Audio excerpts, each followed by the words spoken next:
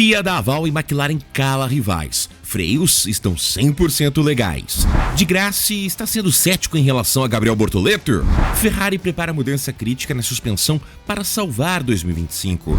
Fim da Alpine. Saída de Briatore pode selar destino da escuderia. Mercedes cobra revolução. F1 precisa repensar todo o conceito. Com 6 etapas concluídas da temporada 2025 da Fórmula 1, a Mercedes ocupa a vice-liderança no Mundial de Construtores, atrás apenas da McLaren. A posição reflete o desempenho consistente da equipe alemã até aqui, principalmente considerando a ascensão do jovem Andrea Antonelli, que tem mostrado maturidade crescente desde sua estreia. O fim de semana em Miami marcou até agora o ponto alto do italiano. Apesar de não ter conquistado um resultado expressivo na corrida, a performance nas classificações destacou sua confiança crescente com o carro. Se por um lado Antonelli brilhou no ritmo de uma volta, a Mercedes sabe que precisa melhorar seu desempenho nas corridas. O diretor técnico da equipe, James Allison, reconheceu as diferenças de comportamento do carro entre classificações e domingo. Abre aspas. Estamos encontrando certa facilidade em fazer com que os pneus estejam muito bons para uma volta rápida e bem equilibrados do eixo dianteiro ao traseiro. Isso faz com que os pilotos tenham confiança de confiar no carro na qualificação. No entanto, esse mesmo acerto se transforma em problemas nas corridas. Em corrida, os pneus ficam mais quentes do que gostaríamos, o que significa que os pilotos precisam diminuir o ritmo para gerenciar as temperaturas. Obviamente, reduzir a velocidade não é exatamente o que você quer fazer quando está no carro. A Mercedes teve motivos para sorrir em Miami com a atuação do jovem italiano, especialmente no sábado. Acho que deu para ver nos rostos de todos no box a alegria que sentimos. É uma alegria bastante passageira, porque assim que a classificação termina, você já está pensando na corrida. Sabemos que os desafios são muito diferentes. Na prova principal, porém, as limitações ficaram bem evidentes. A equipe enfrentou problemas com a durabilidade e o desempenho dos pneus duros, o que acabou custando posições importantes. Antonelli, por exemplo, acabou sendo ultrapassado pelo Williams de Albon no stint final. O pneu duro era bom em termos de resistência, mas era o mais lento entre os compostos usados na corrida. Era difícil julgar o quanto forçar. Se você força demais, ele superaquece e cai antes do esperado. Se não força o suficiente, não entra na janela ideal de aderência. Enquanto isso, George Russell seguiu uma estratégia oposta. Largou com pneus duros. Largou com pneus duros, em parte devido ao risco de chuva durante a corrida, e foi favorecido pela entrada do safety car virtual no momento exato de sua parada, o que lhe permitiu ultrapassar Max Verstappen e garantir um lugar no pódio. Os pneus duros te dão uma janela maior de espera, caso a chuva venha, sem prejudicar tanto a estratégia. Mas se não for uma corrida molhada ou não houver risco, essa estratégia deixa de ser ideal. Para Kimi, que largou mais à frente, escolhemos o caminho mais convencional. Agora, com o início da fase europeia do campeonato, a Mercedes trabalha para resolver esse desequilíbrio entre ritmo de classificação e performance em corrida. Fizemos algumas atualizações, ainda que não muito grandes, mas estão chegando em um fluxo constante. Algumas mais evidentes chegarão nas próximas etapas. Com um pouco de sorte, isso deve melhorar nossa situação. A equipe também reconhece as dificuldades do calendário, que é bem apertado. É bastante difícil desenvolver atualizações para o carro com as corridas vindo tão rápido, mas acreditamos que as próximas 2 ou 3 etapas podem mudar esse cenário. O foco, entretanto, está bem claro. A principal coisa em que devemos nos concentrar é controlar o ritmo de corrida, garantindo que consigamos transformar as boas classificações em resultados reais no domingo. A maior parte disso envolve o controle da temperatura dos pneus. Assim, mesmo após um começo promissor, a Mercedes encara os próximos desafios com os pés no chão. A meta é clara: consolidar a posição de segunda força e, quem sabe, ameaçar a liderança da McLaren nas corridas mais críticas do calendário europeu. A demissão repentina de Oliver Wakes da chefia da equipe Alpine poucos dias após o GP de Miami revelou um novo capítulo de instabilidade dentro da estrutura comandada pela Renault. O anúncio ocorreu poucas horas antes da confirmação de Franco Colapinto como substituto de Jack Durham no cockpit, decisão que o Wakes, ao que tudo indica, tentou evitar. Segundo a apuração do Auto Racing e outras fontes próximas à equipe, o dirigente britânico discordava frontalmente da avaliação de Flávio Briatore sobre o momento ideal para promover o argentino, enquanto o consultor especial pressionava pela troca imediata. Wakes queria dar mais tempo a Durham, que estreou em Abu Dhabi no ano passado. O ponto de ruptura veio quando a equipe vazou para a imprensa, ainda em Miami, que Durham perderia o assento após aquela corrida. Sem respaldo, Oliver entregou o cargo que havia assumido apenas em agosto de 2024, tornando-se o terceiro chefe a deixar Anston desde a mudança de nome para Alpine em 2021. A discordância sobre Colapinto não foi o único fator para a saída de Oliver. Ele já havia manifestado incômodo com a forma como Esteban Ocon foi dispensado no fim da temporada passada, abrindo espaço para a estreia antecipada de Durham em Abu Dhabi. Oliver, fundador da equipe high-tech com longa experiência no automobilismo de base, esperava maior estabilidade no planejamento esportivo. Agora, Flavio Briatore acumulará interinamente a chefia da equipe até que a Alpine encontre, segundo o comunicado oficial, um nome mais adequado para liderar o projeto. O anúncio da demissão de Oliver surpreendeu até mesmo veteranos do paddock. O campeão mundial de 1996, Damon Hill, chegou a duvidar da veracidade da notícia quando ela foi publicada pela conta oficial da F1 no Instagram. Em seu story, Damon Hill escreveu: "Isso é uma piada, certo?" Logo após, acabou retrucando: "Aparentemente não." Na manhã seguinte, Hill foi além, comentando uma publicação que listava os últimos 6 chefes de equipe Anston, e afirmou: "Meu palpite é que Flavio será o último." Uma alusão direta à instabilidade gerencial e possivelmente ao futuro incerto da equipe. A fala reforça os rumores crescentes de que a Alpine estaria sendo preparada para uma eventual venda. A adoção de motores Mercedes a partir de 26, rompendo com a tradição de unidades próprias da Renault, é vista por muitos como um passo estratégico para atrair compradores. Em 2023, o grupo Renault já havia vendido 24% da operação para Otto Capital, consórcio que inclui astros como Ryan Reynolds, Michael B. Jordan e diversos atletas internacionais. O clima na equipe após o GP de Miami foi de tensão visível. O jornalista Ted Kravitz, da Sky Sports, relatou ter visto Durham parecendo muito chateado no motorhome da Alpine. O australiano de apenas 22 anos teria sido avisado de sua saída de forma abrupta, situação que incomodou Oliver. O ex-piloto Diedo van der Garde não poupou críticas afirmando que a Alpine prejudicou sua própria credibilidade ao interromper tão cedo o projeto com Durham. Já Martin Brundle foi direto ao ponto. Durham merecia o assento no mínimo até as férias de verão. O comentarista lembrou que é incomum avaliar um estreante com tanta severidade após apenas algumas provas completadas. Um novo piloto normalmente recebe pelo menos uma temporada inteira antes de sofrer forte pressão. O contexto revela um ambiente turbulento e sem rumo definido na Alpine, onde decisões são tomadas sob pressão, com vazamentos e interferência política cada vez mais evidentes. A entrada do piloto argentino agora carrega não apenas a responsabilidade esportiva, mas também o peso de uma disputa interna que promete continuar nos bastidores. Gabriel Bortoleto pode ser o nome que devolveu o Brasil à Fórmula 1 em 2025, mas nem todos os veteranos do automobilismo nacional se empolgam com o momento. Em entrevista ao portal Lance, o campeão da Fórmula E de 2016-17, Lucas Di Grassi, foi direto ao comentar o início de carreira do piloto da Sauber. "Não tenho expectativa nenhuma."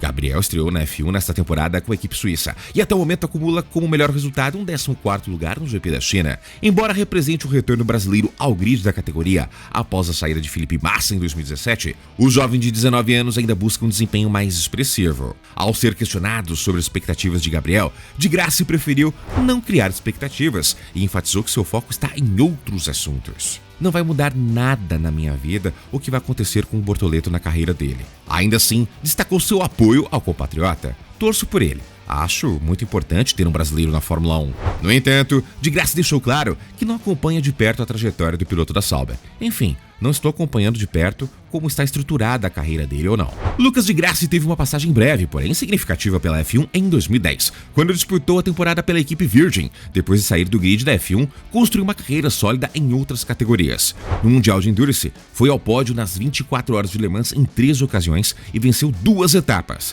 Já na Fórmula E, consolidou-se como um dos nomes de referência e conquistou o título da temporada 16. Hoje, aos 40 anos, Di Grassi continua ativo na Fórmula E e costuma comentar com franqueza os bastidores do automobilismo internacional. Sua visão direta sobre a situação de Gabriel reflete não apenas um ceticismo natural diante das incertezas da F1, mas também um distanciamento do ambiente atual da categoria. Enquanto isso, Gabriel segue buscando a evolução do grid. Seu desafio não é apenas técnico, mas também de afirmação. Provar que pode justificar o retorno do Brasil à elite do automobilismo mundial. A etapa de Miami da temporada 25 da F1 marcou até aqui os pontos mais baixos da Ferrari no ano. Depois de um início irregular, a equipe italiana viu seus 2 carros terminarem em 7º e 8º, cruzando a linha de chegada com quase 1 minuto de atraso para Oscar Piastri, vencedor absoluto no calor da Flórida. A performance considerada desastrosa por muitos analistas colocou ainda mais pressão sobre o time de Maranello e acelerou decisões técnicas delicadas. Mesmo com o bom desempenho na sprint da China semanas antes, o SF24 se mostrou completamente fora do ritmo em condições de corrida. O contraste com a McLaren foi gritante. Lando Norris, em sua melhor fase na carreira, estabeleceu um ritmo que nenhum outro carro conseguiu acompanhar. A Ferrari, por sua vez, foi ultrapassada até por Alexander Albon da Williams, no comparativo de voltas rápidas. De acordo com o portal italiano Auto Racer, os problemas da Ferrari não são apenas aerodinâmicos, mas sim estruturalmente mecânicos,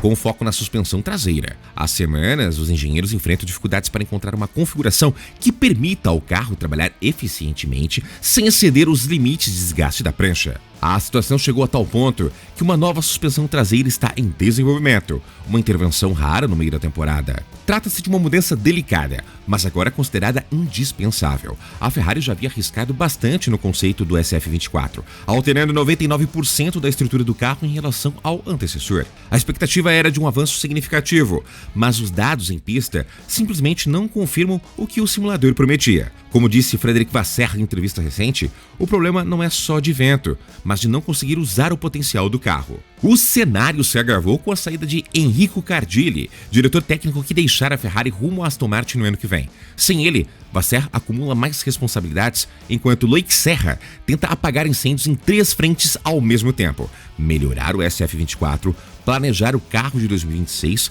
e reorganizar a estrutura técnica da equipe. Com as mudanças de bastidor e os resultados decepcionantes, a Ferrari corre o risco real de terminar o campeonato em 5º lugar entre os construtores, atrás de McLaren, Red Bull, Mercedes e possivelmente até da emergente Williams. Em Maranello, já há um time de engenheiros 100% dedicado ao carro do próximo ano, testando dezenas de variações de conceito. A frustração também se estende ao paddock. O heptacampeão Lewis Hamilton, que ainda busca seu primeiro pódio com a Ferrari, resumiu o dilema vivido pela equipe após o GP de Miami. Acho que este carro tem um desempenho muito bom. Algo está nos segurando no momento. Está lá. Simplesmente não podemos usá-lo. Até que tenhamos uma solução para isso, é aqui que estamos. Com a McLaren dominando o ritmo de corrida nas últimas provas e aproveitando melhor o calor das pistas, o cenário que se desenha para o verão europeu é de uma batalha interna entre Lando Norris e Oscar Piastri, com Ferrari e Mercedes lutando apenas para não perder o bonde da competitividade. Max Verstappen, por sua vez, parece estar isolado entre 2 mundos, sem o mesmo controle de antes,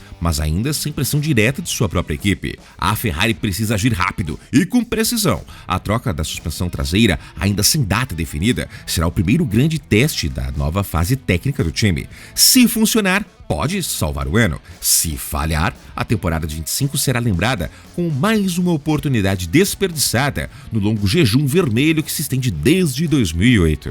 A McLaren deixou Miami com mais do que apenas uma histórica dobradinha na F1. A equipe de Woking também recebeu um importante respaldo técnico. A FIA aprovou a legalidade do inovador sistema de freios traseiros desenvolvido para a temporada 25. Após dias de especulação nos bastidores do paddock, especialmente por parte da Red Bull, a FIA conduziu uma análise técnica detalhada do sistema no domingo à noite e concluiu que o projeto é inteligente, porém totalmente legal. O elemento central da investigação foi o gerenciamento térmico dos pneus traseiros. A solução da McLaren vem chamando atenção por sua eficácia no controle de temperatura, uma variável crucial no desempenho dos compostos, especialmente em corridas de alta exigência como Miami. Foi nesse contexto que Lando Norris e Oscar Piastri cravaram uma expressiva dobradinha, ofuscando rivais como Max Verstappen e a própria Red Bull. A excelente performance reacendeu as tensões entre as equipes. Algumas concorrentes passaram a suspeitar que o diferencial da McLaren poderia estar no sistema de resfriamento dos freios traseiros, o que impactaria diretamente na temperatura da roda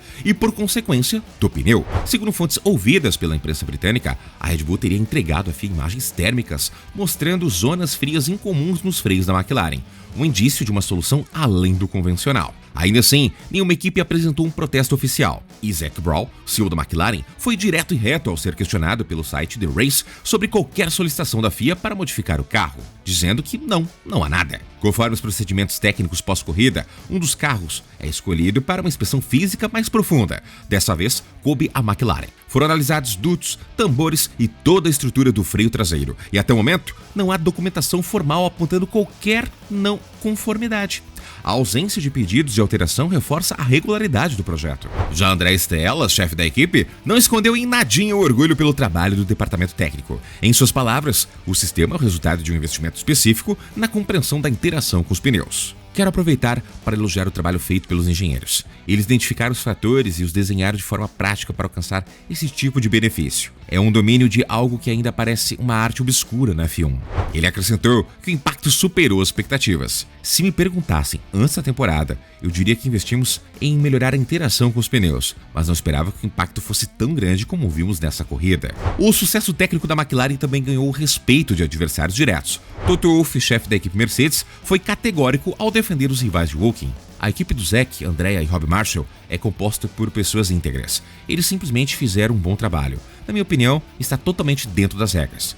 Quando alguém faz um trabalho melhor que o seu, a resposta não pode ser acusar de trapaça. Precisamos melhorar e não ficar 30 ou 35 segundos atrás após 55 voltas. Até mesmo o Christian Horner da Red Bull minimizou qualquer insinuação de ilegalidade. Apesar de a equipe ter levantado dúvidas nos bastidores, o britânico foi claro: não estamos denunciando ou sugerindo que há algo ilegal no carro. A McLaren é o destaque do momento. Estão fazendo um ótimo trabalho no controle de temperatura, principalmente no final do stint com os pneus médios. É nisso que precisamos focar. Com o projeto respaldado pela FIA e a aceitação, mesmo que relutante, dos concorrentes, a McLaren reafirma sua posição como protagonista técnica da temporada. O sistema de freios traseiros, que parecia operar em uma possível zona cinzenta do regulamento, agora está validado oficialmente e pode continuar sendo um trunfo estratégico vital nas corridas que se aproximam, especialmente no verão europeu, onde o gerenciamento térmico dos pneus tende a ser ainda mais crítico. Mas e aí? Na sua opinião, quem vai conseguir melhores atualizações para as próximas corridas?